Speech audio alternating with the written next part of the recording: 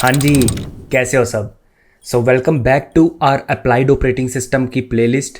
And पिछली कुछ videos से हम क्या कर रहे हैं, हमने सिस्टम कॉल्स देखा, हमने लॉक्स देखा, यूनिक लॉक, गार्ड लॉक और सेमाफोर्स देखे। और हमने ये देखा कि इंटरव्यू पर्सपेक्टिव से कौन से टॉपिक्स इंपॉर्टेंट हैं और जो हम बिल्ड कर रहे हैं उसमें से क्या इंपॉर्टेंट नहीं है। और अगर आपको क्यूरियोसिटी है तो आप कर सकते हो, राइट। तो इसी नोट पे हम आगे लेके जाएंगे वीडियोस को। एक और प्रोजेक्ट ऐड करेंगे जिसके बारे में मैं आपको बताऊंगा आज ही, राइट। तो काफ़ी इंटरेस्टिंग प्रोजेक्ट होगा, but parallel file encryptor and decryptor के बाद हम उसको बना रहे होंगे, क्योंकि अभी तक हमने जितना भी कवर किया वो सब parallel file encryptor and decrypter में यूज़ हो पा रहा है। एंड अगले प्रोजेक्ट में जो हम आज पढ़ेंगे वो यूज़ हो पाएगा, ताकि आपको ऐसा ना लगे कि सिर्फ थ्योरी थ्योरी कर रहे हैं हम, राइट। तो बिना टाइम वेस्ट के हम आज की वीडियो शुरू करते हैं। लाइक कर दो वीडियो को अभी के अभी, है ना। कमेंट कर दो कि आप इस प्लेलिस्ट को फॉलो कर रहे हो या नहीं, और ट्विटर पे ट्वीट डाल दिया करो, so that we can reach to more people और कंटेंट और फास्ट आ सके। So without any further ado start करते हैं वीडियो को सीधा।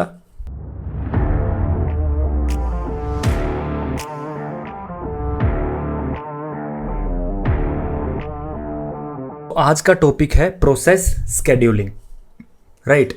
हम काफ़ी देर से बात कर रहे हैं प्रोसेस स्केड्यूलिंग की, कि जब भी थ्रेड्स बनते हैं, राइट, कोई थ्रेड बनता है या फिर कोई प्रोसेस बनता है, राइट।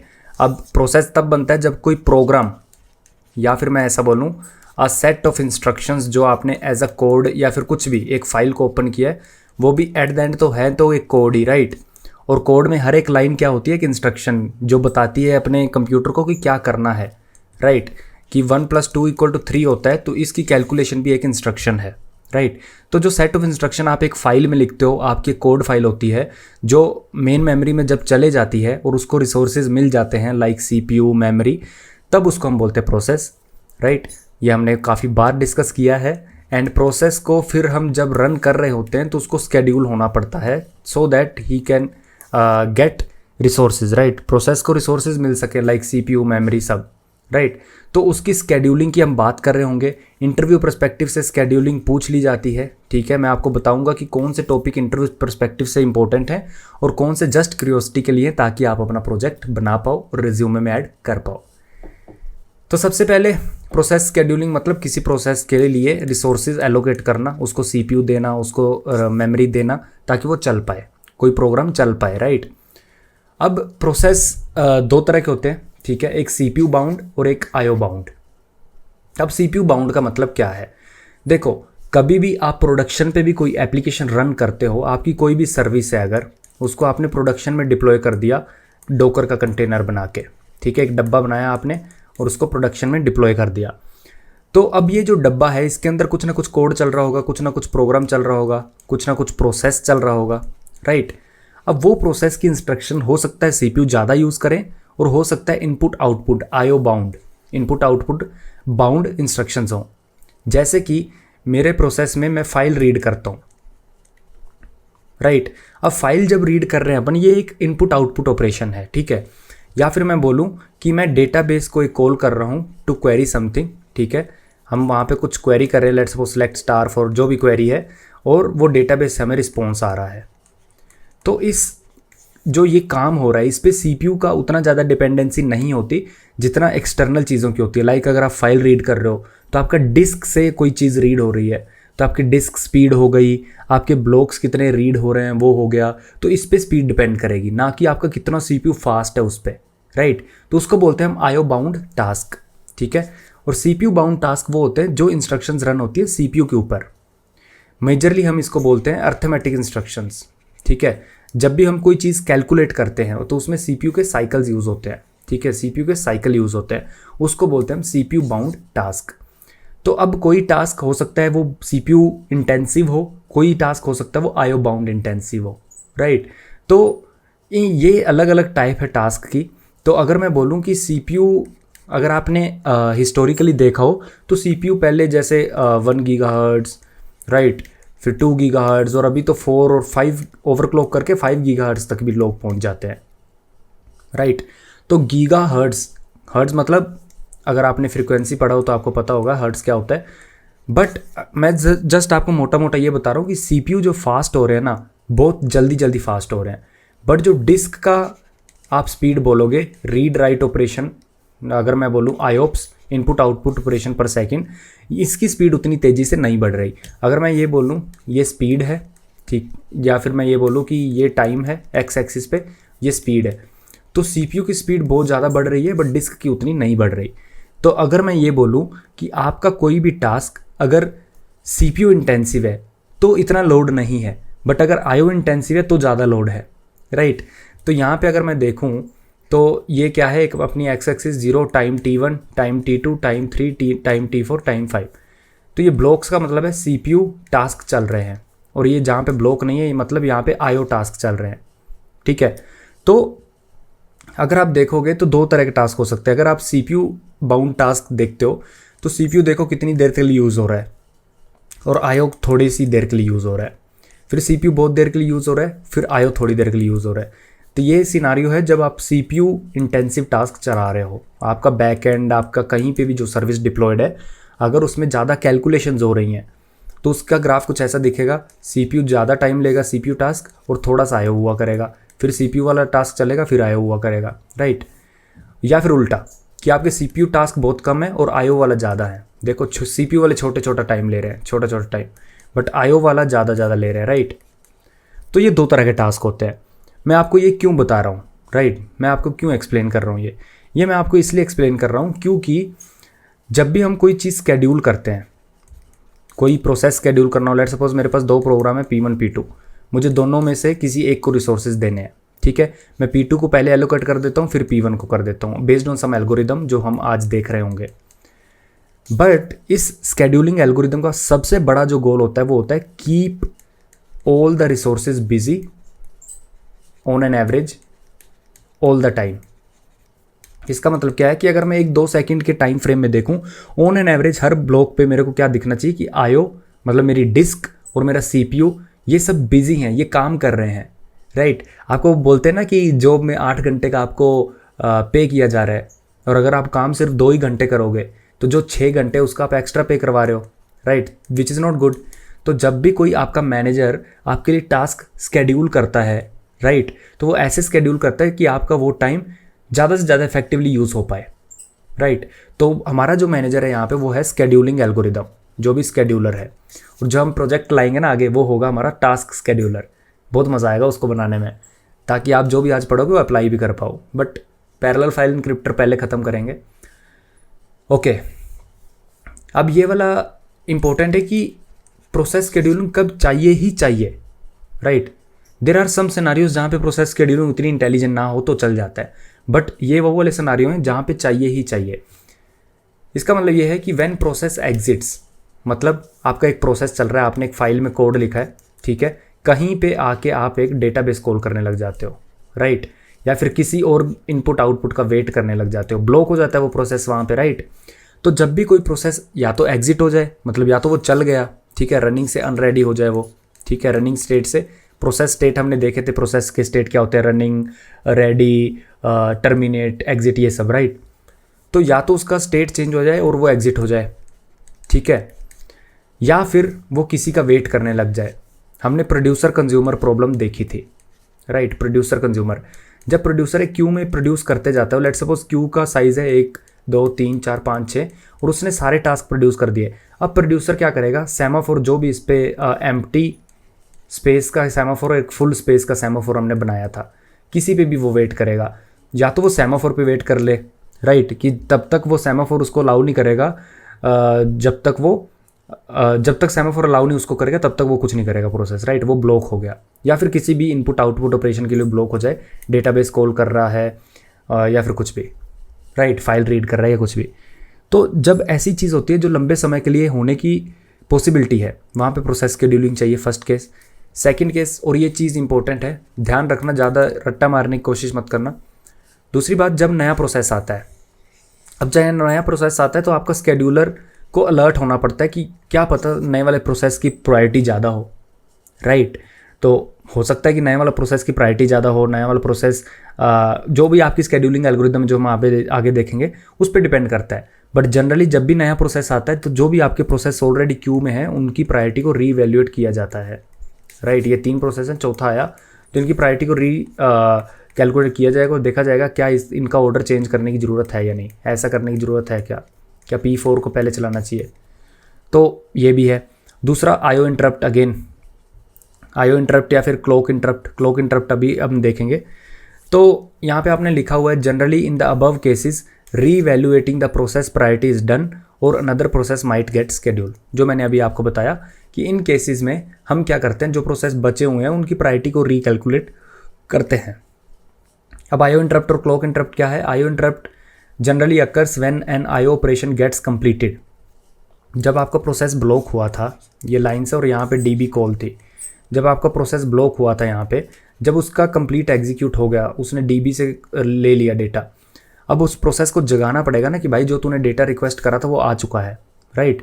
सो जब आईओ इंटरप्ट आता है मोस्टली तब आता है जब आपका आईओ ऑपरेशन कंप्लीट हो जाता है एंड प्रोसेस जो कि वेट कर रहा था आईओ के लिए वो सिग्नल उसको मिलेगा और वो अभी रन हो सकता है अगर स्केड्यूलर ने उसको अलाउ किया तो।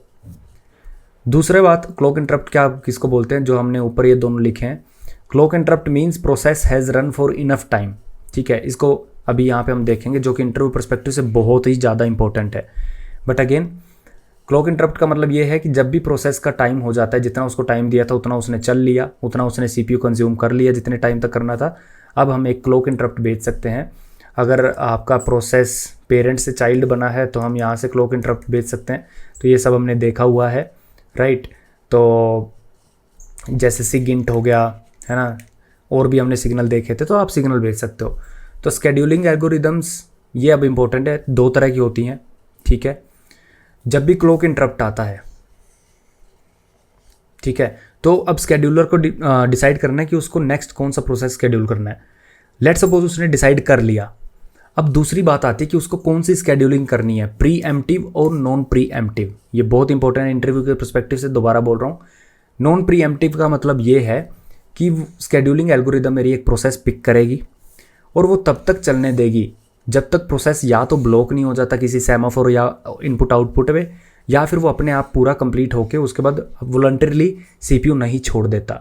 मतलब मैं अपनी फ्रीडम प्रोसेस को दे रहा हूँ कि भाई तू चल ले जब तक चलना है, बस ब्लॉक मत होना और या फिर तब एग्जिट होना जब तू चाहे, ठीक है। नॉन प्री एम्प्टिव मतलब मैं दिक्कत नहीं दूंगा बीच में, तू चल ले अपना जितना चलना है। प्री एम्प्टिव स्केड्यूलिंग मतलब वो एक प्रोसेस पिक करेगा, उसको एक टाइम देगा, ये टाइम ऑब्वियसली एल्गोरिदम डिसाइड करेगी, उसको टाइम देगा और उतने टाइम तक ही वो चल पाएगा प्रोसेस। उतने टाइम के बाद जो भी स्केड्यूलर है वो क्लॉक इंटरप्ट भेज के उस प्रोसेस को रेडी स्टेट से रनिंग स्टेट से अनरेडी में ले जाएगा, ठीक है। और बाद में जब भी वो स्केड्यूल होगा रेडी से रेडी में जाएगा, रेडी से रनिंग में जाएगा, दैट इज़ देयर। बट हाँ, तो प्री एम्प्टिव और एम्प्टिव का मतलब यही होता है। अब बात करते हैं स्केड्यूलिंग एल्गोरिदम डिफर, यहाँ पे जो लिखा हुआ इसको पढ़ो पहले। Scheduling algorithm differs according to the nature of the process और इन्वायरमेंट। अब देखो प्रोसेस भी बहुत तरह के होते हैं, मैं आपको बताऊंगा और मज़ा आएगा। और ये टॉपिक ऑप्शनल है, प्रोसेस कितनी तरह के होते हैं, batch process, interactive process and real time process, ये ऑप्शनल है। बट अगेन कर लो, बढ़िया है, क्योंकि मैं आपको एक एनालॉजी दे रहा हूँगा। जब भी आप बैकएंड सिस्टम लिखते हो उसमें आप बैच प्रोसेसिंग करते हो, वो मैं आपको बताऊँगा। तो जब आप एक क्लाइंट लिखते हो, फ्रंट एंड का कोड लिखते हो और एक सर्वर तक रिक्वेस्ट भेजते हो, ठीक है। लेट्स सपोज जो मेरा सर्वर है जिसमें मेरा बैकएंड चल रहा है वो क्या करता है, वो मेरे से क्या एक्सेप्ट करता है, लेट्स सपोज यूज़र्स एक्सेप्ट करता है, ठीक है। और यूज़र्स के let's suppose first name validate करता है कि वो उसका सही है या नहीं फर्स्ट नेम, और क्या करता है वापस भेजता है एक बुलियन, ठीक है, कि भाई सही है या नहीं। तो मेरा रिक्वेस्ट जो होगी HTTP रिक्वेस्ट मेरे सर्वर के लिए वो होगी फर्स्ट नेम किसी यूज़र का, उसकी बॉडी में मैं फर्स्ट नेम भेजूँगा, ठीक है, ये रिक्वेस्ट होगी। रिस्पॉन्स क्या होगा, रिस्पॉन्स होगा कि लेट्स सपोज इज़ वैलिड, ये ट्रू होगा या फॉल्स। अगर वो फॉल्स होगा तो मैं यूज़र को बोलूँगा कि भाई तेरा फर्स्ट नेम वैलिड नहीं है, तो उसमें कुछ अनवांटेड करैक्टर्स हैं, please remove them, kind of कुछ ऐसा। अब इस प्रोसेस को, इस HTTP रिक्वेस्ट को मैं दो तरह से भेज सकता हूँ। या तो मैं क्या करूँ कि मेरे लेट्स सपोज एप्लीकेशन का स्केल बहुत बड़ा है और एक दिन में 1 मिलियन यूज़र्स आ जाते हैं, या फिर मैं ऐसा बोलूँ 1 सेकंड में 10,000 यूज़र्स आ जाते हैं, 1 सेकंड यूज़र्स पर सेकंड, ओके, 10,000 यूज़र पर सेकंड। तो 1 सेकंड में मैं क्या कर सकता हूँ, या तो एक HTTP रिक्वेस्ट में भेजूँ, ठीक है, उसमें एक यूज़र भेजूँ, और ऐसे ही उसका रिस्पॉन्स लेके आऊँ और ऐसे ही एक HTTP और भेजूँ एक और, ऐसे मैं एक एक यूज़र के लिए एक HTTP रिक्वेस्ट मारते रहूँ। या फिर मैं क्या करूँ, मैं एक बैच साइज़ रख लूँ, लेट्स सपोज 25। इसका मतलब क्या है, जो मेरी रिक्वेस्ट अब होगी वो ऐसी होगी, ठीक है, वो ऐसी एक लिस्ट होगी, ठीक है। यहाँ पे यूज़र जो भी है, यूज़र ID मैं उसको दे दूँगा, यहाँ पे उसका फर्स्ट नेम दे दूँगा, ठीक है। ये एक यूज़र हो गया, और ऐसे दूसरा यूज़र होगा, ऐसी तीसरा, ऐसे कितने होंगे, 25 यूज़र का एक बैच बना दूँ। तो इस HTTP कॉल में क्या होगा, मैं बैच बना दूंगा 25 का, ठीक है। अब 25 का बैच बनाने का मतलब ये है कि जो मेरा नेटवर्क का साइज़ है, नेटवर्क कॉल का साइज़ है, वो तो बढ़ जाएगा obviously. But if my server has good bandwidth and all, considering them all की सब सही है, तो मैं क्या कर रहा हूँ, एक रिक्वेस्ट में बैचेस भेज रहा हूँ। और कंसीडरिंग मेरी जो सर्विस है वो मल्टी थ्रेडेड है, ठीक है, मल्टी थ्रेडेड लैंग्वेज यूज़ कर रही है और मल्टीपल कोर्स हैं मेरे सर्विस जहाँ पे डिप्लॉयड है, तो वो उस बैचेस को मतलब इफेक्टिवली प्रोसेस कर पाएगा मेरा सर्वर, राइट।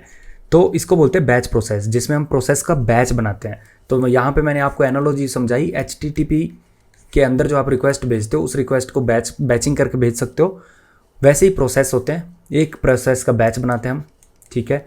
अब इस बैच को मैं क्या बोल सकता हूँ, लेट्स सपोज कोई इंश्योरेंस कंपनी है, उसको यूज़र्स के इंश्योरेंस प्रोसेस करने हैं, तो मैं बोल सकता हूँ ये इंश्योरेंस है 1 घंटे वाले, ठीक है, कि इस 1 घंटे में जितने भी इंश्योरेंस है वो ये हैं और इसको प्रोसेस कर दो। मैं उसको एक बैच बना सकता हूँ, ग्रुप बना सकता हूँ, उसको बोलते हैं बैच प्रोसेस, ठीक है। और जनरली हम बैचिंग तब करते हैं जब हम चाहते हैं कि थोड़ा बहुत टाइम ऊपर नीचे हो जाए, चलेगा, अगर आप फास्ट रिस्पॉन्स ना दो चलेगा, बट मतलब ज़्यादा से ज़्यादा मेरे को प्रोसेस एग्जीक्यूट करना है, जिसको हम बोलते हैं थ्रूपुट, अभी हम देखते हैं। तो बैच प्रोसेस का मतलब ये है कि एक ग्रुप ऑफ प्रोसेस को एक रिसोर्सेज देना, ठीक है, सबको जल्दी से जल्दी एग्जीक्यूट करवाना। उसके बाद आता है इंटरेक्टिव प्रोसेस, जैसे मैं अब गुड नोट्स में टाइप कर रहा हूँ, है ना, ड्रॉ कर रहा हूँ, ये मेरा प्रोसेस है जो मैं जिससे इंटरेक्ट कर रहा हूँ, राइट। अब हो सकता है कोई बैकग्राउंड प्रोसेस चल रहा हो, लेट्स सपोज मेरे टर्मिनल में constantly S T D out check किया जा रहा हो कि मैं क्या प्रिंट कर रहा हूँ, लेट्स सपोज, तो वो बैकग्राउंड प्रोसेस है। तो बैकग्राउंड जो प्रोसेस है, हो सकता है उसको स्केड्यूल बाद में किया जाए, उसका नेचर क्या है बैकग्राउंड प्रोसेस का, उसकी प्रायोरिटी कम है। और इंटरेक्टिव प्रोसेस जिस पे मैं काम कर रहा हूँ उसकी प्रायोरिटी ज़्यादा है। तो मैं चाहूँगा कि जो भी इंटरेक्टिव प्रोसेस जिस पे मैं काम कर रहा हूँ उनको रिसोर्सेज पहले मिले। तो आप देख रहे हो कि अगर बैच प्रोसेस है उनको रिसोर्सेज थोड़ी देर बाद भी मिलेंगे, चलेगा, बट इस बैच को जब रिसोर्सेज मिल जाए तो इसको जल्दी जल्दी एग्जीक्यूट कर दो। तभी तो हमने बैच बनाया कि इन 25 ट्रांजैक्शन को थोड़ा बहुत टाइम ले चलेगा, बट एक बार में एग्जीक्यूट कर दो जब भी स्केड्यूल हो। इंटरेक्टिव का मतलब ये है कि भाई मेरे को पहले एग्जीक्यूट करो क्योंकि मेरे साथ यूज़र इंटरेक्ट कर रहा है, ठीक है। तो ऑब्वियसली स्केड्यूलिंग एल्गोरिदम अलग अलग होंगी, बैच के केस में, इसके केस में। मोस्टली जो इंटरव्यूअर पूछेगा आपसे वो जनरली से यही प्री एम्प्टी पे पूछेगा, जो मैं आपको आज बता दूंगा, बट वो आपसे ये कभी नहीं पूछेगा batch, interactive, real time, but मैं आपको बता रहा हूँ ताकि आपको अच्छे से क्लियर हो जाए। रियल टाइम का मतलब क्या है, रियल टाइम का मतलब ही ऑलमोस्ट इंटरेक्टिव जैसा ही है, P1 P2, ठीक है, P1 P2। जैसे कि कोई हम वीडियो चला रहे हैं, ठीक है, उसको मैं इंटरेक्टिव नहीं बोलूँगा, वीडियो जस्ट बफर हो रही है, उसको मैं रियल टाइम बोलूँगा, ठीक है, क्योंकि हम इतनी वीडियो देख रहे हैं, लेट्स सपोज 1 मिनट तक हम पहुँच चुके हैं, तो मैं बफर पूरा नहीं करूँगा, मैं सिर्फ लेट्स सपोज 3 मिनट तक करूँगा। तो रियल टाइम भी आप देख रहे हो, जो मेरी वीडियो आ रही है मैं उसको बाय चंक्स भेज सकता हूँ, राइट। बट इंटरेक्टिव में जितना भी मैं देख रहा हूँ सारा का सारा रेंडर होना चाहिए, राइट। तो batch processes are generally not being waited by the end users, मतलब batch processing generally end user फटाफट नहीं चाहिए होता उसको, to get finish ASAP, hence non preemptive और emptive algorithm with larger time periods are acceptable. वो बोल रहा है अगर आप उसको कोई भी एल्गोरिदम जो नॉन प्री एम्प्टिव है, नॉन प्री एम्प्टिव मतलब वो एक बार प्रोसेस शेड्यूल कर देगी और फिर वो भूल जाएगी उसको, या तो वो चलने देगी या जब तक चलने देगी जब तक वो प्रोसेस ब्लॉक नहीं हो जाता। तो या तो आप नॉन प्रीएम्प्टिव इस पे लगा दो, क्योंकि बैच प्रोसेस है यार, बैच प्रोसेस को आराम से चलने दो, ठीक है, सारे प्रोसेस आराम से होने चाहिए, डेटा लॉस नहीं होना चाहिए। या फिर प्रीएम्प्टिव एल्गोरिदम भी यूज़ कर सकते हो, बस लॉन्गर टाइम पीरियड, जो हमने टाइम बताया था ना कि प्रीएम्प्टिव एल्गोरिदम एक टाइम होता है जब तक एक प्रोसेस चल सकता है, तो वो टाइम आप बड़ा दे सकते हो। तो जो भी स्केड्यूलिंग एल्गोरिदम बैच प्रोसेसेस के लिए बनाई जाएगी वो जनरली इन 2 बातों का ध्यान रखेगी कि भाई या तो मैं नॉन प्रीएम्प्टिव बना दूं, जो कि अच्छी चीज़ नहीं है, या तो फिर मैं preemptive with longer time period बना दूं। अब देखो, interactive processes are generally being interacted and is very necessary that they deny service to others. वो ये बोल रहा है कि इंटरेक्टिव प्रोसेस जनरली यूज़र उसके साथ इंटरेक्ट कर रहा है और वो अगर प्रोसेस शेड्यूल है, ये एक्सपेक्ट किया जाता है कि वो बाकी प्रोसेस को ना चलने दें थोड़े टाइम के लिए, लाइक बैकग्राउंड प्रोसेस, ठीक है। And they run but can't run infinitely. Obviously वो इन्फानाइटली इंटरेक्टिव प्रोसेस रन तो नहीं कर सकते, इन्फानाइटली तो नहीं रन कर सकते, ड्यू टू सम बग और सो वो फ्रीज हो सकते हैं, राइट। तो इसलिए हम उसको हमेशा के लिए रिसोर्स तो दे नहीं सकते। ऐसा नहीं है कि हम उसको रिसोर्स दे दें इन्फानाइटली और बाद में वो फ्रीज हो जाए और मैं बाकी प्रोसेस पे शिफ्ट ना कर पाऊँ, ऐसा नहीं होना चाहिए। Hence preemption is needed, मतलब एक टाइम पीरियड होना चाहिए यार। अगर मैं गुड नोट्स की बात करूँ, हाइपोथेटिकल सिनारियो, जब तक मैं इसके साथ इंटरेक्ट कर रहा हूँ तब तक ये स्केड्यूल्ड है। जब मैं आइडियल हो जाऊँगा, मेरा कर्सर रुक जाएगा, तो मेरा प्रोसेस क्या है, मे बी उसका लास्ट सेव्ड स्नैपशॉट मेरे को प्रेजेंट किया जा रहा हो, may B, I don't know, right. तो वो ये बोल रहा है कि इंटरेक्टिव प्रोसेस बिल्कुल आप उसको लंबे समय तक चलने दो और बाकी प्रोसेस को शेड्यूल ना होने दो, बट इसका मतलब ये नहीं है कि उसको इन्फाइनाइटली चलने दो और पूरी फ्रीडम उसको दे दो। एक प्री एम्पशन करना जरूरी है। अब हो सकता है पहले मैंने प्री एम्पशन 10 सेकंड की हो, यूज़र अभी भी इंटरेक्ट कर रहा है तो मैं उस 10 सेकंड को 20 सेकंड कर दूं, अभी भी इंटरेक्ट कर रहा है तो उसको 1 मिनट कर दूं, राइट। बट प्री एम्पशन जरूरी है कि भाई कभी वो अगर हैंग हो जाए प्रोसेस और फिर यूज़र उसके साथ इंटरेक्ट नहीं करेगा, ऑब्वियसली हैंग हो गया, तो मेरा जो भी प्री एम्पशन था, लेट्स सपोज 10 मिनट का, जैसे ही वो 10 मिनट होंगे, राइट, या फिर 10 सेकंड का, तो वो प्रोसेस एग्जिट हो जाएगा। तभी आपने मैकबुक में देखा होगा कि आपका जो भी प्रोसेस हैंग होता है आप दूसरे प्रोसेस पे शिफ्ट कर सकते हो, बट वो वाला प्रोसेस हैंग रहता है फिर थोड़ी टाइम के लिए। बट विंडोज़ में ऐसा नहीं होता था पहले। विंडोज़ में अगर आपका एक प्रोसेस हैंग हो गया तो दूसरे प्रोसेस पे अगर आप जाते थे तो वो टाइम लेता था या फिर दूसरे प्रोसेस पे जा ही नहीं पाते थे, राइट। तो somewhat this could be the case. Real time process are generally very quick responding, ठीक है। क्विक रिस्पॉन्डिंग मतलब आप वीडियो देख रहे हो, जल्दी जल्दी वीडियो बफर होनी चाहिए obviously, but not interactive obviously, and they are assume to run and exit quickly, फटाफट, ठीक है। वीडियो बफर की खत्म, उतनी अब चलेगी, थोड़ी सी और बफर की खत्म। या फिर ऑल रियल टाइम की बात करूं तो छोटी छोटी चीज़ें, right. Hence preemption not strictly needed, क्योंकि रियल टाइम प्रोसेस जो होते हैं वो फटाफट छोटे छोटे प्रोसेस होते हैं, राइट। जैसे मैं अगर आपको बताऊं, कैलकुलेटर हो गया 1 + 2 = 3 किया मैंने, तो ये जो 1 + 2 = 3 वाली कैलकुलेशन है वो बहुत फास्ट होनी चाहिए, ठीक है। तो वो मैं यूज़ तो रियल टाइम ही कर रहा हूँ, ठीक है। उस कैटेगरी को हम रियल टाइम में डालेंगे, इंटरेक्टिव में नहीं, क्योंकि वो थोड़ा सा कैलकुलेशन होगा और फिर मेरा प्रोसेस जो था वो रिजल्ट दिखा देगा एंड दैट्स इट। तो इसमें आप प्री एम्पशन उतनी ज़रूरी नहीं है, क्योंकि अगर आप इसको नॉन प्री एम्प्टिव भी करोगे तो फटाफट एग्जिट होने ही वाली हैं चीज़ें। But again non pre emptive का फ़ायदा ये नहीं है कि अगर इन्फानाइटली वो प्रोसेस चल गया तो बाकी प्रोसेस शेड्यूल नहीं हो पाएंगे उस CPU पे, राइट। तो obviously preemption is not strictly needed, but it is better to have with small time periods. अब बात कर लेते हैं स्केड्यूलिंग एल्गोरिदम्स के गोल क्या क्या हैं। तो ये 3 गोल आपको याद होने चाहिए, इंटरव्यू परस्पेक्टिव से इंपॉर्टेंट है। सबसे पहला फेयरनेस। फेयरनेस मतलब ऐसा नहीं है कि आपके लेट्स सपोज 4 प्रोसेस हैं, P1 P2 P3 P4, और इसमें शॉर्टेस्ट प्रोसेस, लेट्स सपोज ये प्रोसेस 10 मिलीसेकंड के लिए चलता है और ये 1 मिलीसेकंड के लिए बाकी चलते हैं ये 2, और ये 20 मिलीसेकंड चलता है। तो ऐसा नहीं होना चाहिए कि 20 मिलीसेकंड की बारी बहुत ही लेट आई या फिर आई ना। मतलब मेरा कहने का ये कि P5 आता है 1 मिलीसेकंड, अब P4 अगर शेड्यूल होना था, लेट्स सपोज आपने इसकी प्रायोरिटी कम कर दी P4 की, P5 को कम टाइम लगेगा इसलिए P5 आपने बोला कि P3 के बाद P5 चलेगा। लेट्स सपोज कल को P6 आ जाता है 1 मिलीसेकंड से, आप बोलोगे अब P6 चलेगा, ऐसे करते करते आप P4 को चलाओगे ही नहीं। तो ऐसे नहीं होना चाहिए। फेयरनेस मतलब अगर मैं ऑन एन एवरेज देखूँ तो हर प्रोसेस को almost fair amount of resources मिलने चाहिए।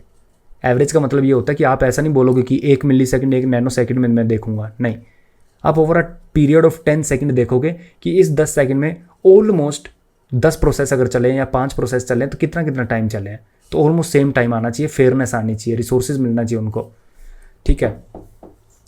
पॉलिसी इन्फोर्समेंट, अगेन प्री एम्पशन एक पॉलिसी आप बोल सकते हो। वो ये बोल रहा है कि आपकी पॉलिसीज जो आपने डिफाइन की हैं वो उस पर होनी चाहिए, फोर्स होनी चाहिए। अगर मेरा स्केड्यूलिंग एल्गोरिदम ये बोलता है कि 10 मिलीसेकंड के बाद एक प्रोसेस एग्जिट हो जाना चाहिए, तो आपको एग्जिट करवाना ही है, चाहे फोर्सफुली एग्जिट क्यों ना करवाना हो। तो ये पॉलिसीज जो आप डिफाइन करोगे, ऐसा नहीं है कि कोई पॉलिसी फेल्ड टू रन, आप बोल दो कि this policy of mine is not able to run due to this reason, this should not happen, ठीक है। तो पॉलिसी इन्फोर्स जो आपने की है वो कैरी आउट होनी चाहिए। उसके बाद बैलेंस, ये मैंने आपको बोला कि सारे सिस्टम्स को आपको बिजी रखना है ऑल द टाइम। अगर आप सिर्फ CPU बाउंड टास्क को स्केड्यूल करोगे तो आपका CPU रहेगा बिजी, बट आपकी जो डिस्क है जो डिस्क ब्लॉक्स रीड हैं वो बिजी नहीं रहेगा। तो good mix of both CPU and IO bound task is a good habit. देखो, having all CPU bound task or having all IO bound task is no good because keeping all the components busy means able to run more task per second। ठीक है, जब आप ये बोलते हो कि सारे रिसोर्सेज मुझे कंपोनेंट्स या रिसोर्सेज बिजी रखने, उसका मतलब ये है कि ज़्यादा से ज़्यादा आपके टास्क रन होने चाहिए। ऑब्वियसली ज़्यादा बिजी रहेगा तो ज़्यादा टास्क रन होंगे, डायरेक्टली प्रोपोर्शनल है। But if we schedule all IO task, सिर्फ हम IO टास्क स्केड्यूल करते तो CPU आइडल रहेगा, या फिर उल्टा हम अगर CPU टास्क स्केड्यूल करते हो तो डिस्क आइडल रहेगी। बट हम ये सब नहीं चाहते, तो having a good mix of both type of task is good as compare to one type of task. तो ये आपको याद रखना है कि भाई CPU बाउंड और IO बाउंड क्या होता है, और गुड मिक्स दोनों का होना चाहिए, तभी एक एल्गोरिदम अच्छी परफॉर्म करेगी। ठीक है, उसके बाद हम मैट्रिक्स देख लेते हैं कि कोई भी एल्गोरिदम जब आप बनाओगे, आप अपनी भी एल्गोरिदम बना सकते हो। जो हम स्केड्यूलर लिखेंगे उसमें आप अपनी एल्गोरिदम भी डाल सकते हो, बट जब आप डालोगे तो इन सब चीज़ों का ध्यान रखना पड़ेगा। ठीक है, इसलिए मैं आपको बता रहा हूँ, ये इंपॉर्टेंट है। Throughput, turn around time, CPU utilization, तीनों इंपॉर्टेंट है। जब भी आप एक स्केड्यूलिंग एल्गोरिदम बनाते हो तो उसमें 3 मैट्रिक्स मतलब एक ऐसी पैरामीटर जो आप देखोगे जिसका रिजल्ट आपको ये बताएगा कि आपकी एल्गोरिदम अच्छी है या गंदी है, राइट। तो turn around time is the average time. जब आप देखो, सबसे पहले आपने एक जॉब चलानी है, एक टास्क चलाना है, एक प्रोसेस चलाना है, आपने सबमिट किया, अब ये जाएगा, स्केड्यूल होगा क्यू में, वो अभी देखेंगे। स्केड्यूल होगा, रन होगा, कंप्लीट होगा, स्केड्यूल होगा, कंप्लीट होगा। तो इसमें जितना भी टाइम लगेगा सबमिट से होके कंप्लीट होने में, इसको बोलते हैं टर्न अराउंड टाइम। ठीक है, थ्रूपुट होता है नंबर ऑफ टास्क या फिर थ्रेड्स या फिर प्रोसेस या फिर जॉब्स अ सिस्टम कंप्लीट्स पर सेकंड। अगर मेरा सिस्टम 10,000 टास्क पर सेकंड TPS कंप्लीट कर पा रहा है तो मैं बोलूँगा कि मेरी थ्रूपुट है 10K। जितनी ज़्यादा थ्रूपुट उतना अच्छा है, राइट। बट ये अब आपको कोई क्वेश्चन पूछ सकता है कि अगर एक मैंने ऐसी स्केड्यूलिंग एल्गोरिदम डिज़ाइन की जिसकी थ्रूपुट बहुत ज़्यादा हाई है, क्या वो एक बहुत तगड़ी एल्गोरिदम है? उसका आंसर है नो। अ स्केड्यूलिंग एल्गोरिदम और a system having good throughput isn't mean that the system is more effective. क्योंकि हो सकता है सिस्टम शॉर्टेस्ट जॉब, जिन प्रोसेस को कम टाइम लगता है, जैसे अभी हमने देखा था 1 मिलीसेकंड 10 मिलीसेकंड वाला, हो सकता है वो सारे प्रोसेस 1 मिलीसेकंड वाली स्केड्यूल करता रहे और 10 मिलीसेकंड वाले को कभी स्केड्यूल ही ना करे। मेरा कहने का मतलब ये है, अगर आपके पास एक प्रोसेस है जो 10 मिलीसेकंड लेगा चलने के लिए, बाकी सारे प्रोसेस 1 मिलीसेकंड लेंगे। ठीक है, तो मैं 1 सेकंड में सिर्फ 1 मिलीसेकंड वाले प्रोसेस रन करता हूँ, तो ऑब्वियसली मैं ज़्यादा प्रोसेस रन कर पाऊँगा, और मैं P1 वाले को कभी रन ही नहीं करता। तो आपका जो एक पॉइंट था फेयरनेस, यहाँ पे हमने बात की थी ना कि all system should have this, तो यहाँ पे आपका फेयरनेस क्या हो जाएगा, डिप्लीट हो जाएगा, ये पॉइंट डिसओबे हो जाएगा। ठीक है, तो एक स्केड्यूलिंग एल्गोरिदम जिसका सिर्फ एक पैरामीटर अच्छा है वो एक अच्छी एल्गोरिदम नहीं है। तो स्केड्यूलिंग एल्गोरिदम जिसका एक थ्रूपुट बहुत ज़्यादा है, इसका मतलब ये नहीं कि वो अच्छी है। हो सकता है कि वो हमेशा शॉर्टेस्ट जॉब्स चलाए और लॉन्ग जॉब को डिले करे, hence might give high throughput high दे सकता है वो। बट अगर आप देखोगे turn around time of longest process जो 10 मिलीसेकंड वाला प्रोसेस था, उसका अगर आप टर्न अराउंड टाइम देखोगे तो हो सकता है उसकी बारी आई हो 50 सेकंड बाद। ठीक है, क्योंकि टर्न अराउंड टाइम क्या होता है, जब आपका प्रोसेस सबमिट हो गया टू लेके कंप्लीट हो गया, ये पूरा टाइम। तो मैंने प्रोसेस तो सबमिट कर दिया था, बट मेरे स्केड्यूलर ने उसको स्केड्यूल ही नहीं किया, उसको रिसोर्सेज ही नहीं दिए 50 सेकंड के लिए। तो इस अकेले का टाइम क्या हो जाएगा, 50 सेकंड टर्न अराउंड टाइम, और जितने बाकी लेट सपोज 10 प्रोसेस थे जो मैंने 1 सेकंड में चला दिए, उन 10 प्रोसेस का टाइम क्या हो जाएगा, 1 सेकंड। ठीक है, तो थ्रूपुट क्या होगी, जो लंबे प्रोसेस है उनकी टर्न अराउंड टाइम ज़्यादा हो जाएगा। ठीक है, तो ये एक पॉइंट है कि एक पैरामीटर को ऑप्टिमाइज करना इज़ नो गुड। अब हम देख लेते हैं जो इंटरव्यू पर्सपेक्टिव से इंपॉर्टेंट है, ये इसके आगे जितना भी हम देखेंगे ये इंपॉर्टेंट है। स्केड्यूलिंग एल्गोरिदम देख लेते हैं। बैच सिस्टम में जनरली आपको कभी भी इंटरव्यू में ये नहीं बोला जाएगा, ये सिर्फ पूछा जाएगा स्केड्यूलिंग एल्गोरिदम्स, तब बता सकते हो। बट हम बैच, इंटरेक्टिव और रियल टाइम प्रोसेसेस के लिए अलग अलग स्केड्यूलिंग एल्गोरिदम देख रहे होंगे जो कि ऑलमोस्ट मिलती जुलती हैं। सो कुछ एक्स्ट्रा ही देख रहे होंगे, ठीक है, तो भला ही है आपका। सो सबसे पहली एल्गोरिदम है फर्स्ट कम फर्स्ट सर्व। जो प्रोसेस पहले आएगा, जो टास्क पहले आएगा, उसको मैं स्केड्यूल कर दूंगा। ठीक है, T1 पहले आया, ठीक है, इसकी एक क्यू बनेगी या लिंक लिस्ट बनेगी, T1 से उठाऊंगा, उसको मैं रिमूव करूंगा, रिमूव करके अपनी मेमोरी में ले आऊँगा, रैम में। ये भी हम देखेंगे कि क्या होता है, क्यू कैसे बनती है, कहाँ पे स्टोर होती है, ये सब हम देखेंगे यहाँ पे। ठीक है, डोंट वरी। बट अभी के लिए मैं सिर्फ आपको ये बता रहा हूँ कि फर्स्ट कम फर्स्ट सर्व, मतलब एक क्यू में टास्क आया, ठीक है, जो पहले आया मैं उसको चलाऊंगा। अब जो first in first out FIFO है, दो तरह का हो सकता है, preemptive, non preemptive. Task आ गया जिसका नेचर था जो पहले आया उसको पहले निकाला, फीफो। बट जब मैंने टास्क निकाल लिया T1, अब मैं इसको कैसे स्केड्यूल करना चाहता हूँ? क्या मैं इसको प्री एम्प्टिव स्केड्यूल करना चाहता हूँ या नॉन प्री एम्प्टिव स्केड्यूल करना चाहता हूँ?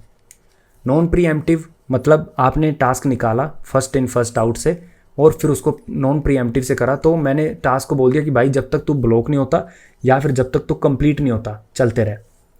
सो disadvantage is if T1 is a compute heavy task and it take 1 second to run and T2, T3, T4 are IO bound task. वो ये बोल रहा है कि अगर T1 CPU हैवी है और T2, T3, T4 IO heavy है, तो क्या होगा कि जब T1 थिंक कर रहा होगा, मतलब जब CPU पे वो सोच रहा होगा, तो T2, T3, T4 वेट करते रहेंगे। तो मेरा जब CPU सोच रहा है यहाँ पे, CPU थिंकिंग, तो डिस्क आइडियल रहेगी, ठीक है।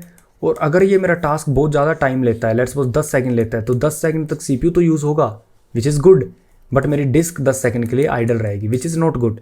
सो नॉन प्री एम्प्टिव अच्छी बात नहीं है as compare to preemptive. Preemptive में मैं क्या करूँगा, लेट्स सपोज मैंने 10 मिली सेकंड दे दिया कंप्यूट हैवी टास्क को और 0.1 मिली सेकंड दे दिया डिस्क हैवी टास्क को, ठीक है, ऐसा भी कर सकते हो, या फिर दोनों को 10 मिली सेकंड दे सकते हो। 10 मिली सेकंड मैंने CPU इंटेंसिव को दे दिया, 10 मिली सेकंड मैंने IO इंटेंसिव को दे दिया।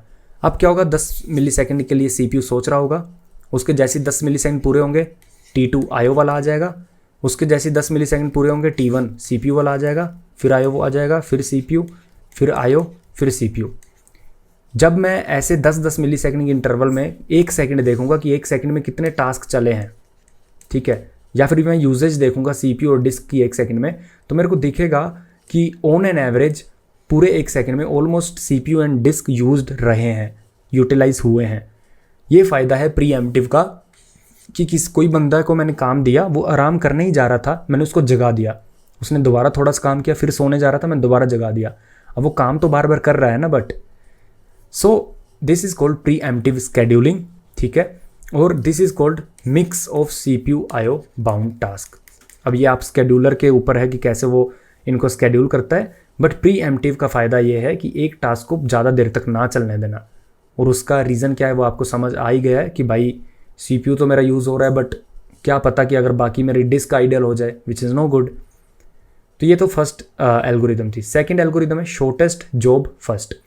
इसका एक अजम्पशन है कि भाई आपके पास टास्क है, let's suppose A, B, C, D, but आपको ऑलरेडी पता है वो टास्क कितने मिली सेकेंड के लिए चलेंगे। मतलब D टास्क को कंप्लीट होने में लेट्स सपोज 10 मिली सेकेंड लगते हैं, इसको कंप्लीट होने में 1 मिली सेकेंड लगता है, ठीक है, ये एज्यूम करता है। इसलिए ये एल्गोरिदम थ्योरी में अच्छी लगती है, प्रैक्टिकल पॉसिबल नहीं है। कोई भी अगर आपको पूछे शॉर्टेस्ट जॉब फर्स्ट का प्रैक्टिकल पॉसिबल है, नहीं। क्यों? क्योंकि एल्गोरिदम एज्यूम करती है कि भाई जिस टास्क को कम टाइम लगेगा ना चलने में, कंप्लीट होने में, मैं उसको पहले चलाऊंगा। बट ऐसी कोई एल्गोरिदम नहीं है जो ऑलरेडी बता सके कि कौन सा प्रोसेस जल्दी चल जाएगा, ठीक है। आप बोलोगे कि अभी तो आपने बोला कि 1 + 2 = 3 कैलकुलेटर वाला प्रोसेस शॉर्टेस्ट जॉब है, यस, लेकिन वो जो बंदा प्रोग्राम लिख रहा है, उसे इंस्ट्रक्शन रन की है, वो प्रोग्राम में एक इंस्ट्रक्शन लिखी है, उसको फाइल को देख के कैसे पता चलेगा स्केड्यूलर को कि भाई ये कोड इतने टाइम में चल जाएगा। It can only predict, it can not be 100% sure, ठीक है। तो ये एल्गोरिदम कुछ हद तक काम करेगी किसी किसी सिचुएशन में, ठीक है, हर बार काम नहीं करेगी क्योंकि ये अज्यूम करती है। So in this algorithm it assumes the run time in advance which is only possible by detecting some kind of pattern, ठीक है। अब मशीन लर्निंग जो भी आप सोच सकते हो, बट एक पैटर्न मैचिंग होना चाहिए कि भाई जब पहले इसने 1 + 2 = 3 किया था, अब 2 + 5 = 7 कर रहा है, तो उसको पहले स्केड्यूल कर सकता है। बट अगर मैं बोलूँ इसने 1 + 2 किया था और अब 10⁶ + 10⁻12 करना है, तो इट्स नॉट पॉसिबल। सो एक पैटर्न होना चाहिए कहीं ना कहीं किसी स्केड्यूलिंग एल्गोरिदम में, तो वो प्रेडिक्ट कर सकता है, it can not be 100% sure. तो ये ओरिजिनल ऑर्डर है, लेट्स सपोज A पहले आया था, फिर B आया, फिर C आया, फिर D आया, इसको 8 मिली सेकेंड लगेंगे, इसको 4 मिली सेकेंड लगेंगे, इसको भी 4, इसको भी 4 चलने में, ठीक है, कंप्लीट होने में। अब शॉर्टेस्ट जॉब फर्स्ट एल्गोरिदम क्या करती है, जितने भी प्रोसेस अराइव हो चुके हैं उन सब की कंप्लीशन टाइम प्रिडिक्ट करेगी और उनको रीऑर्डर कर देगी जैसे बी सी डी ए, अब वो पहले बी चलाएगी, फिर सी चलाएगी, फिर डी, फिर ए, ठीक है। तो अगर आप देखोगे तो पहले उसको कितना टाइम लगना था, पहले उसको टाइम लगना, ओके मैं ये बोल देता हूँ, ए को कितना टाइम लगता है ए, ठीक है, लेट्स सपोज 1 सेकेंड, ईजी करने के लिए 1 सेकेंड बोल रहा हूँ। बी को कितना लगेगा, 1 सेकेंड तो हो ही चुका है, प्लस लेट्स सपोज 1 और सेकेंड, ठीक है। सी को कितना लगेगा, 1 सेकेंड, 2 सेकेंड तो अलैप्स हो ही चुके हैं, एक्स्ट्रा 1 सेकेंड। तो डी को कितना लगेगा, 1 2 3 सेकेंड तो अलैप्स हो चुके हैं, एक्स्ट्रा 1 सेकेंड, ठीक है। तो ए को अगर ए टाइम लगता है तो बी को कितना लगेगा, ऑलरेडी टाइम जितना लग चुका है प्लस बी का कुछ एक्स्ट्रा टाइम। सी को टाइम कितना लगेगा, देखो अब आप बोलोगे कि आप ए और बी का टाइम ऐड क्यों कर रहे हो, वही तो टर्न अराउंड टाइम है। अगर मेरा सी क्यू में आ चुका है मतलब मैं उसको क्या कर चुका हूँ, उसको सबमिट कर चुका हूँ। टर्न अराउंड टाइम मतलब सबमिट करने के बाद से कंप्लीट होने का टाइम, ठीक है। तो वो भी टाइम कैलकुलेट होगा जब तक वो क्यू में पड़ा रहेगा, राइट। सो ए प्लस बी प्लस सी, डी का ए प्लस बी, अगर आप इसको एवरेज करो, सबको प्लस करके डिवाइड बाई 4 करो, तो आपके पास कैलकुलेशन आएगी 4A 3B 2C plus D divide by 4।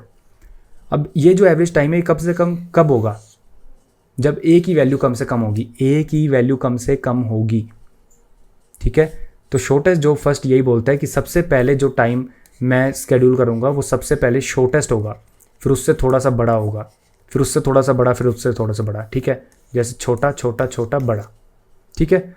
तो यहाँ पे तो ठीक है कि ए की वैल्यू 8 है और आप बोलोगे यहाँ पे ए सबसे छोटा कैसे हो गया, तो ठीक है, ये एक जस्ट एग्जांपल है और ये एक थ्योरेटिकल फॉर्मूला है जिससे मैं ये प्रूव कर रहा हूँ कि अगर ए का टाइम है, ए अज्यूम कर लो छोटा बड़ा डजेंट मैटर, बी का टाइम है कुछ, सी का टाइम है कुछ, डी का टाइम है कुछ, जब एवरेज टाइम निकालेंगे तो डिपेंडेंसी ए के टाइम पे बहुत ज़्यादा होगी। तो मैं ये बोल रहा हूँ जब जो भी पहला टास्क आ रहा है, ए जो भी यहाँ पे आ रहा है, ए बी सी डी जो भी, उसका ये टाइम कम से कम होना चाहिए, तभी तो ए की वैल्यू कम से कम होगी, तो 4 टाइम्स ए भी कम से कम होगा ना।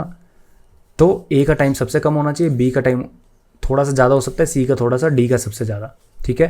तो 1 मिली सेकेंड लेट्स सपोज ए का है, ठीक है, और बी का 2 मिली सेकेंड है, सी का 3 मिली सेकेंड है, इसका 4 मिली सेकेंड है। शॉर्टेस्ट जो बोलती है कि इस फॉर्मूले के अकॉर्डिंग मैं ए को सबसे पहले उठाऊंगा, ठीक है। So as we can see A contributes more as compare to B C and D. तो ए मतलब यहाँ पे ये है कि जो सबसे पहला टास्क है, तो शॉर्टेस्ट जॉब बोलता है कि एज इट कॉन्ट्रीब्यूट्स मोर तो इसका टाइम कम से कम होना चाहिए। Hence running shortest job first makes a lot of sense, but practically उतना पॉसिबल नहीं है जितना हम थ्योरी में सोच पा रहे हैं, क्योंकि एक प्रोसेस का ऑलरेडी टाइम प्रिडिक्ट करना इज़ अ हार्ड थिंग।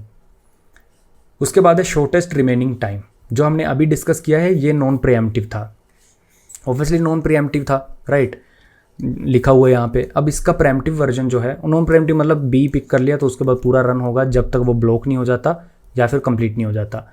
इसी के प्रीएम्प्टिव एल्गोरिदम को बोल देते हैं शॉर्ट टाइम रिमेनिंग नेक्स्ट, है ना, शॉर्ट रिमेनिंग टाइम नेक्स्ट जो भी बोलना है। Pre-emptive version of short job first is called short remaining time next. इसमें क्या होता है, एक प्रोसेस शेड्यूल होता है, ठीक है, प्रीएम्प्टिव है तो एक टाइम तक चलेगा, ठीक है। तो एक टाइम तक चलने के बाद नया प्रोसेस रेडी हो जाता है, ठीक है। तो अब स्केड्यूलिंग एल्गोरिदम क्या करेगी, let's suppose P1 P2 P3, P1 चल रहा था, ये रनिंग स्टेट है और ये दोनों क्यू में पड़े हैं, ठीक है। जब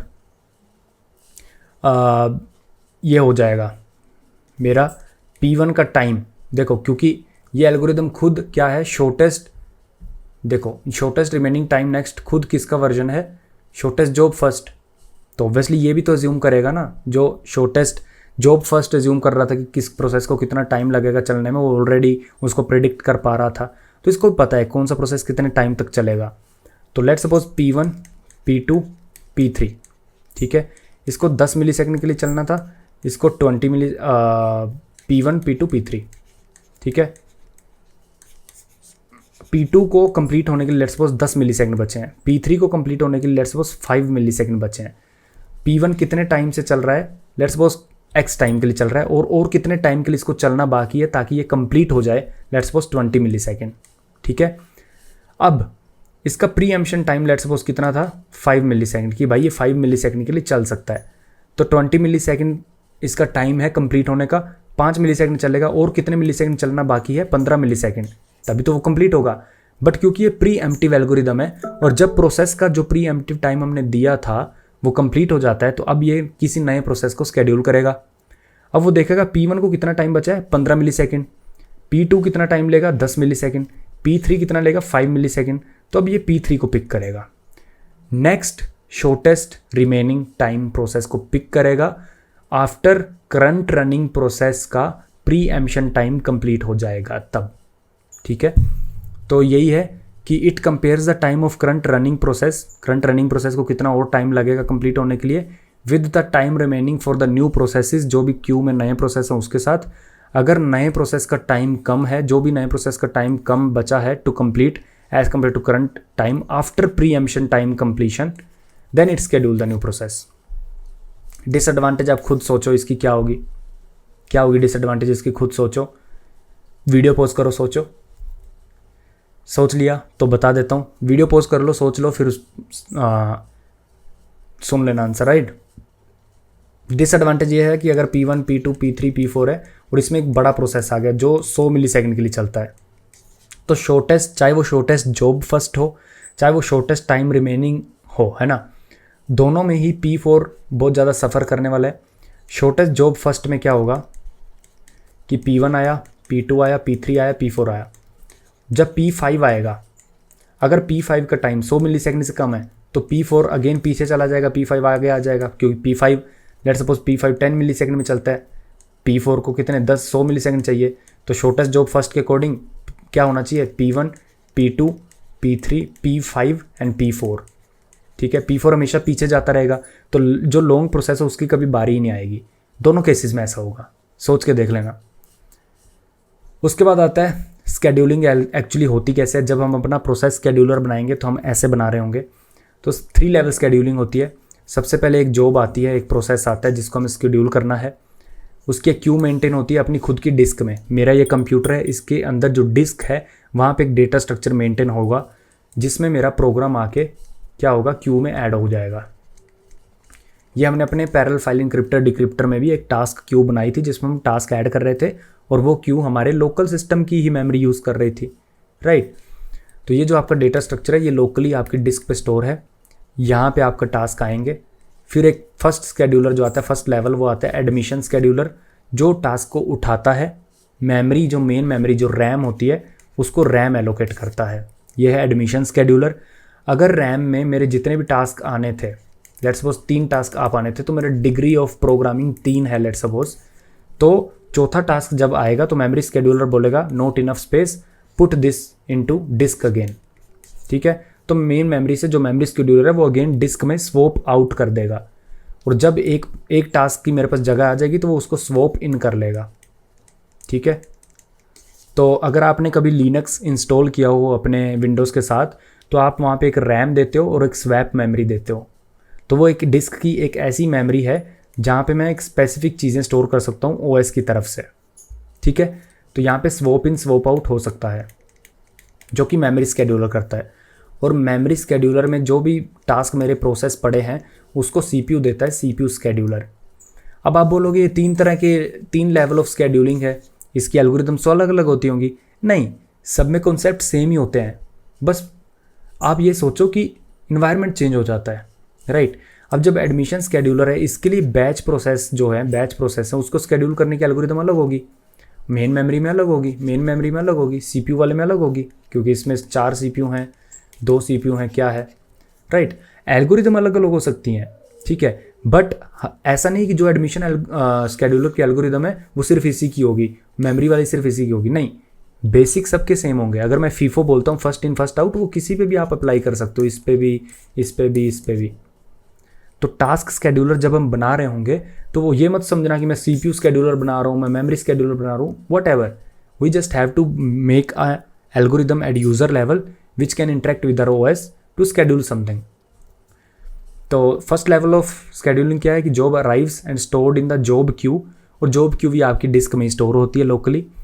एडमिशन स्केड्यूलर में यूज़ फीफो, में prioritise mixed IO and CPU bound task, कुछ भी वो कर सकता है जो भी स्केड्यूलिंग एल्गोरिदम यूज़ हुई है, एंड जॉब सेलेक्ट कर सकता है अकॉर्डिंगली। वंस अब जॉब इज सेलेक्टेड और accepted, it can become a process and go into the main memory, उसको मेमोरी मिल जाती है। In case already there are too many processes in the main memory, hence they might get swapped back to the disk. ये वो expensive operation होता है, disc से लेके आना डिस्क में डालना is very expensive which is IO। Due to this swap and all memory sometimes get fragmented, जो हम मेमोरी मैनेजमेंट में करेंगे, will discuss in memory management module, ठीक है। बट मेमोरी फ्रेगमेंट हो जाती है। कभी कभी आपने विंडोज़ में देखा होगा कि आपकी विंडोज़ अगर स्लो हो जाती है तो आप डिस्क डीफ्रेगमेंट करते हो तो आपकी विंडोज़ फास्ट हो जाती है, राइट। तो वो भी हम देखेंगे। Doing disk swaps and so is expensive and hence memory scheduler should be intelligent enough alongside other system, hence not do it many times. हो मे बी 1 सेकंड में एक बार से भी कम उसको स्वॉप इन स्वॉप आउट करना चाहिए, which is expensive. क्यों करना है? इसलिए तो ज़्यादा रैम में आपका कंप्यूटर ज़्यादा फास्ट चलता है। और हो सकता है लेट्स सपोज आपका CPU सिंगल कोर 2 GHz है और आपने उसमें रैम 64 GB डाल दी, right, which is a bottleneck. आपकी मेमोरी इतनी ज़्यादा है, CPU उतना है ही नहीं। तो अगर आपका मैं ये बोलूँ कि मेमोरी स्केड्यूलर आपका अच्छा परफॉर्म करेगा उस केस में आपके IO बहुत ज़्यादा नहीं होंगे क्योंकि मेमोरी बहुत बड़ी है, बट आपका CPU तो बहुत छोटा है ना। तो मेन मेमोरी में टास्क भरे हुए हैं बट उसको CPU ही नहीं मिल रहा, तो वो कैसे चलेंगे, राइट। हर कोई टास्क को CPU एंड IO तो चाहिए रहता, थोड़ा ना थोड़ा, right. So to optimize system performance, memory scheduler have to carefully decide how many process it can have, जिसको हम बोलते हैं डिग्री ऑफ प्रोग्रामिंग। ये कभी कभी पूछ लेते हैं डिग्री ऑफ प्रोग्रामिंग क्या होता है, एंड इसके कुछ क्राइटेरिया हैं जिसको आप यूज़ कर सकते हो मेमोरी स्केड्यूलर बनाने के लिए, और इसको आप याद नहीं रखोगे। इंटरव्यू पर्सपेक्टिव से इंपॉर्टेंट नहीं है, इंटरव्यू पर्सपेक्टिव से प्रीएम्प्टिव एम्प्टिव स्केड्यूलिंग एंड ये एल्गोरिदम्स कितने तरह की है वो इंपॉर्टेंट है, ठीक है। तो जब भी आप मेमोरी स्केड्यूलर बना सकते हो तो वो इन क्राइटेरिया का ध्यान रख सकता है, जस्ट आपकी क्यूरियोसिटी के लिए कि कोई प्रोसेस कितना देर के लिए स्वैप इन या स्वैप आउट हुआ था, ठीक है। मतलब मेन मेमोरी में और डिस्क में अगर एक प्रोसेस लेट्स सपोज P1 बहुत ज़्यादा टाइम के लिए स्वैप आउट हो गया है तो मैं चाहूँगा कि भाई P1 को जल्दी स्केड्यूल करो, उस बेचारे का टर्न अराउंड टाइम बहुत ज़्यादा गंदा हो रहा है, राइट। या फिर स्वैप इन, वो एक प्रोसेस है जो मेन मेमोरी में बहुत देर से ही स्वैप इन मैंने कर रखा है, बहुत देर हो गई है उसको मेन मेमोरी में पड़ा है, तो मैं बोलूँगा कि भाई बाकी प्रोसेस को भी दो मौका कि वो मेरी मेन मेमोरी यूज़ कर सकें। तो कितनी देर से प्रोसेस एक स्वैप इन या स्वैप आउट हो रखा है उस पर डिपेंड करता है first criteria. How much time process consumed CPU, तो कितने टाइम के लिए एक प्रोसेस ने CPU कंज्यूम कर रखा है। यहाँ पे अगेन प्रीएम्प्शन आ गया, ठीक है, तो प्रीएम्प्शन करना जरूरी है। How big the process is, again कितना बड़ा प्रोसेस है। ऑब्वियसली अगर एक प्रोसेस मेरा 1 GB लेता है, लेट्स सपोज IntelliJ अगर आप चलाओ, ठीक है, एक जगह आप IntelliJ चला रहे हो, एक जगह आप VS कोड चला रहे हो, ठीक है। IntelliJ बहुत ज़्यादा टाइम लेता है तो और VS कोड बहुत कम मेमोरी लेता है, टाइम नहीं मेमोरी, तो VS कोड में भी पहले खुल सकता है, मे भी पहले स्केड्यूल हो सकता है as compare to IntelliJ, right. And how important the process is which is priority, ठीक है। जैसे हमने देखा कि इंटरेक्टिव प्रोसेस की प्रायोरिटी ज़्यादा होगी एज़ कम्पेयर टू बैच, ठीक है। तो ये है। तो third level of scheduling is CPU scheduler, any algorithm can be used here, क्योंकि CPU जनरली फास्ट होते हैं, डिस्क उतनी फास्ट नहीं होती, तो CPU यहाँ पे कभी बोटलनेक नहीं बनेगा। तो आपको इंटरव्यू पर्सपेक्टिव से क्या याद रखना है मैं आपको हर लेक्चर में लास्ट में बता दिया करूँगा, बिकॉज पीपल आर सेइंग कि इंटरव्यू पर्सपेक्टिव से क्या इंपॉर्टेंट है वो बता दिया करो। प्रोसेस स्केड्यूलिंग क्या होती है ये इंपॉर्टेंट है, ठीक है, और प्रोसेस स्केड्यूलिंग कितने तरह की होती है ये इंपॉर्टेंट है, ये चीज़ इंपॉर्टेंट है, ठीक है, और ये दोनों डेफिनेशंस इंपॉर्टेंट है क्या क्या होता है। और उसके बाद एल्गोरिदम इंपॉर्टेंट है सीधा, ये वाली, ये 3 पॉइंट इंपॉर्टेंट है, ये 3 पॉइंट, और एल्गोरिदम इंपॉर्टेंट है सीधा, जो भी एल्गोरिदम हमने स्टार्ट की यहाँ से। कौन सी एल्गोरिदम बैच के लिए है, कौन सी इंटरेक्टिव के लिए, ये याद नहीं रखना, कौन सी एल्गोरिदम क्या है बस ये याद रखना है आपको क्या करती है, ठीक है। मैं बस आपको बता रहा हूँ इंटरेक्टिव, बैच और इन सब के लिए अलग अलग, बिकॉज अच्छी चीज़ है वो, ठीक है। तो इतना ही था आज की वीडियो के लिए। आई होप आपको काफ़ी कुछ सीखने को मिला होगा। अगली वीडियो में हम क्या कर रहे होंगे, scheduling algorithms for interactive and real time process complete कर रहे होंगे। फिर फाइल इनक्रिप्टर को और ज़्यादा आगे लेके जाएंगे, कंप्लीट करने की कोशिश करेंगे। फिर इन सब स्केड्यूलिंग एल्गोरिदम का यूज़ करके हम क्या करेंगे, एक नया प्रोजेक्ट बनाएंगे, ठीक है। Keep supporting this channel. मिलते हैं अगली वीडियो में, तब तक के लिए बाय बाय।